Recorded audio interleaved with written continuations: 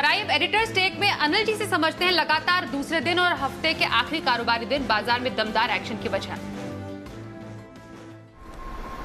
हफ्ते के आखिरी दिन भारतीय बाजारों में तेजी का दम बरकरार रहा। दुनिया भर के बाजारों से मिले जुले संकेत थे, बहुत तेजी के नहीं तो बहुत कमजोरी के भी नहीं। अमेरिकी बाजारों में लगातार 3 दिनों से तेजी होती दिखी और डाउ फ्यूचर्स लगातार हरे निशान में थे, यानी कि आज रात फिर से अमेरिका में एक अच्छे ट्रेडिंग सेशन की उम्मीद में भारतीय बाजारों में जोश रहा। थोड़ी शॉर्ट कवरिंग, थोड़ी खरीदारी, दोनों का सहारा मिला और बाजार मजबूती के साथ खुलने के बाद थोड़ा सा एक बार दिन के दौरान नीचे आए भी, लेकिन उसके बाद फिर से मजबूती के साथ ऊपर आने की कोशिश की बाजार ने। 15,900 के नजदीक पहुंचा निफ्टी और बैंक निफ्टी भी 35,000 के पार निकलता हुआ नजर आया और क्लोजिंग जो हुई है वो 15,850 के आसपास निफ्टी की और 35,000 के आसपास की बैंक निफ्टी की अच्छी कही जाएगी हफ्ते के आखिरी दिन एक वीकली क्लोजिंग के लिहाज से।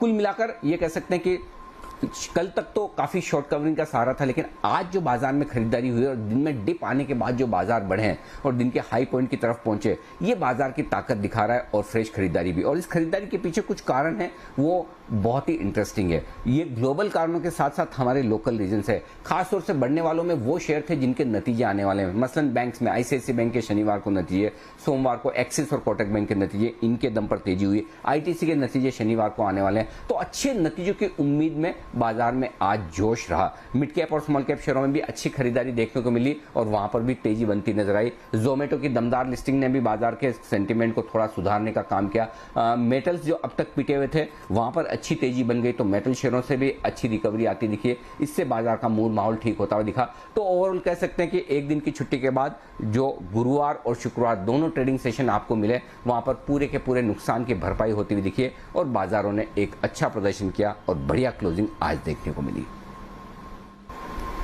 जहां तक सोमवार के बाजारों का सवाल है, भारतीय बाजारों में मजबूती का रुझान रहने की पूरी उम्मीद कर सकते हैं, क्योंकि शनिवार को आने वाले आईसीआईसीआई बैंक, आईटीसी के अच्छे नतीजों की उम्मीद है। सोमवार को आने वाले Kotak Mahindra bank, axis bank से भी अच्छे नतीजों की उम्मीद है। तो रिजल्ट से जो दिग्गज कंपनियों के नतीजे हैं वो बाजार को सपोर्ट दे सकते हैं, लेकिन शुरुआत करने के लिए संकेत मिलेंगे आपको अमेरिकी बाजारों से। अब अमेरिकी बाजारों में 3 दिनों से अच्छा ट्रेडिंग सेशन देखने को मिल रहा है और हमारे बाजारों के बंद होने के वक्त डाउ फ्यूचर्स करीबन 150 पॉइंट ऊपर थे। तो उस लिहाज से आप ये कह सकते हैं कि अच्छे ट्रेडिंग सेशन की उम्मीद अमेरिका में है। अगर वैसा हो पाया तो बहुत अच्छी बात है। तो सोमवार सुबह हम अमेरिका के ट्रेडिंग सेशन और डाउ फ्यूचर्स पर नजर रखेंगे, वहां से ओपनिंग लेंगे। लेकिन उसके बाद जो ट्रेडिंग रेंज है बाजार की वो बेहद साफ है। 15,700 15,750 तुरंत सपोर्ट का काम करेगा और ऊपरी स्तरों पर 15,925 15,950 हल्की रुकावट का लेवल है। ये बाजारों के लिए संकेत साफ है। इसके पार निकलने पर बाजारों में बेहतर मजबूती बनती हुई दिखेगी। बैंक निफ्टी 35,000 के बेहद करीब पहुंचा है, तो 34,500 34,700 सपोर्ट रेंज के तौर पर है और 35,250 35,450 ऊपर की तरफ रुकावट के लेवल के हिसाब से।